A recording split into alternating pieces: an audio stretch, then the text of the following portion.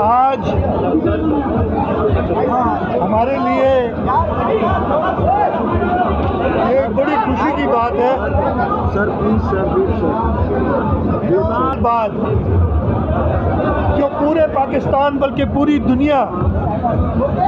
की ज़बान पे था कि या अल्लाह या रसूल शहीद भुट्टो बेकसूर। सुप्रीम कोर्ट ऑफ पाकिस्तान ने सदर आसिफ अली जरदारी साहब का रेफरेंस जो उन्होंने 12 साल पहले सुप्रीम कोर्ट में जमा कराया था उस पर कल अपना फैसला दिया है और उन्होंने सुप्रीम कोर्ट ने जो अपनी गलती की उन्होंने उसको कबूल किया और उन्होंने जो पूरी दुनिया की ज़बान पे बात थी कि या अल्लाह या रसूल शहीद भुट्टो बेकसूर, उन्होंने अपनी गलती मानी और कल कहा कि जो शहीद भुट्टो का मुकदमा था उस पे जो हमने सज़ा सुनाई और उस सज़ा के नतीजे में जो शहीद भुट्टो को फांसी दी गई वो सब गैर कानूनी था। ये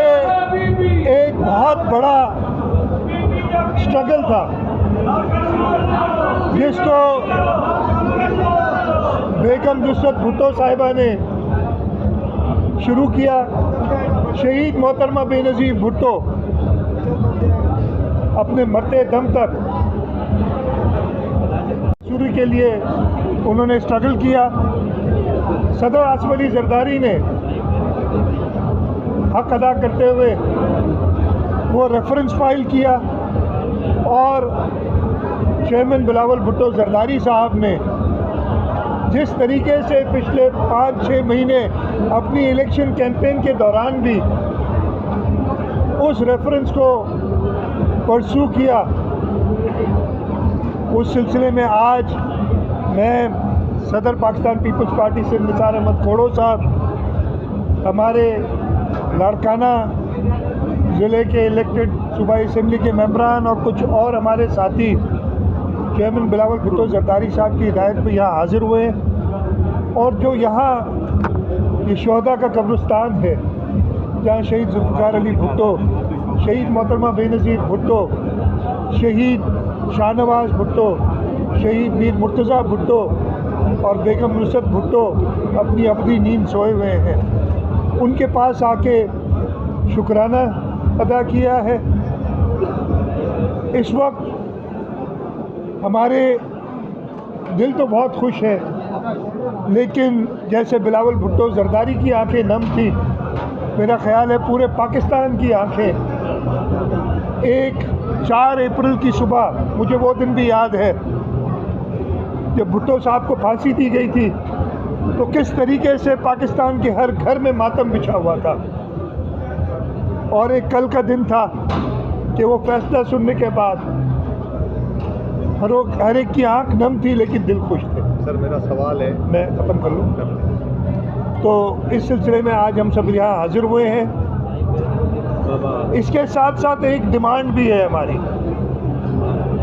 सुप्रीम कोर्ट ने कहा है कि जी एक फैसला तो उन्होंने बताया गैर कानूनी है, लेकिन इसको ओवरटर्न होना चाहिए। जो सज़ा दी गई थी जुल्फ़िकार अली भुट्टो को, जब आपने कह रहे हैं कि सब कुछ गलत हुआ तो इस सज़ा को भी ओवरटर्न होना चाहिए। ये डिमांड भी हमारी है और मुझे ये पूरी दुनिया तो मानती है सिवाय उस डिक्टेटर, उस जालिम के जिसने ये गुनाह किया, लेकिन तारीख़ में ये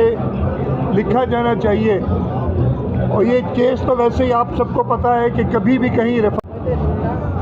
अदालती कत्ल सब इसको मानते थे और सुप्रीम कोर्ट के फैसले के बाद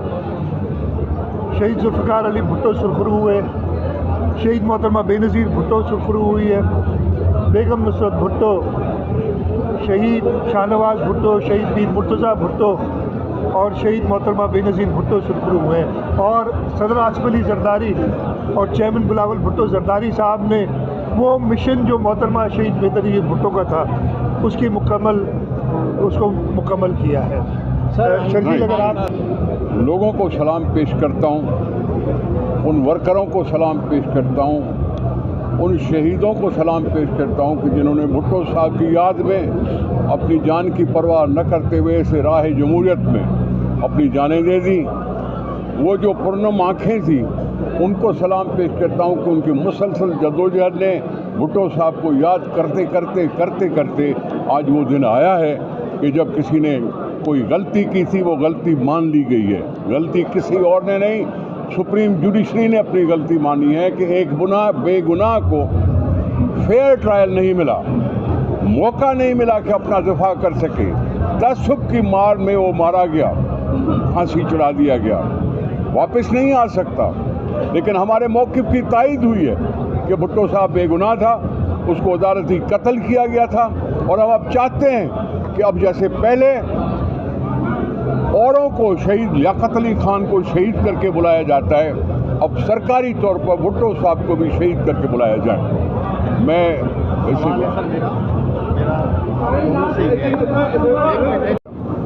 तो फिर उस पर आऊँगा कि जो लोग भुट्टो साहब के कत्ल में मुलविस थे बराह रास्त, या वो उन लोगों पे कोई जुडिशल ट्रायल होनी चाहिए, बेशक दुनिया में ना हो। अगर वो मौजूद नहीं थे भुट्टो साहब तो उनको आज